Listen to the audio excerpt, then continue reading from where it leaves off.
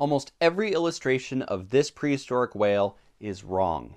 Here's how I got it right. This is my newest illustration. This is Protocetus, an early whale that lived in Egypt during the Eocene, about 45 million years ago. Protocetus was named all the way back in 1904 based on a skull, rib fragments, and a series of vertebrae ending at the hips. And for decades afterward, it was the oldest known whale. However, with only fully aquatic whales to compare to, its anatomy remained poorly understood. While the original description noted how similar its vertebrae were to those of terrestrial mammals, it was still ultimately interpreted as a tail-powered swimmer and frequently reconstructed by artists with a tail fluke and vestigial hind limbs. Popular books often mistakenly said that these speculative features were a known fact, and so this reconstruction stuck for decades. Starting in the early 2000s, we finally found new protocoetid whales like Rhodocetus and Myocetus preserved with complete postcranial remains, and it turned out they all had very large, fully developed, and fully functional hind limbs. In fact,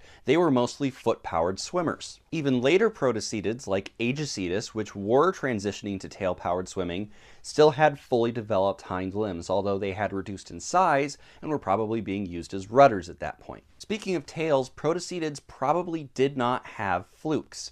In modern whales, the vertebrae at the tip of the tail change shape where the fluke anchors in place. It's a structure called a peduncle. In both the early protocoetid Myocetus and the advanced protocoetid Georgocetus, the tail lacks a peduncle, which shows that protocoetids just didn't have flukes like modern whales. However, the tail vertebrae in Perigocetus are shaped very similarly to those of modern otters and beavers, suggesting that, like them, it had a laterally flattened tail. Therefore, based on all of its closest relatives, Protocetus should be reconstructed the way I've reconstructed it here, with fully developed and functional hind limbs and, at most, a flattened tail like an otter or a beaver. So what's the moral of the story here? Well, it's that as paleoartists, we have to do our research. We can't just copy old paleo art, and we can't just rely on popular books, documentaries, and web pages because they don't always give the whole story, and they might very well perpetuate outdated information.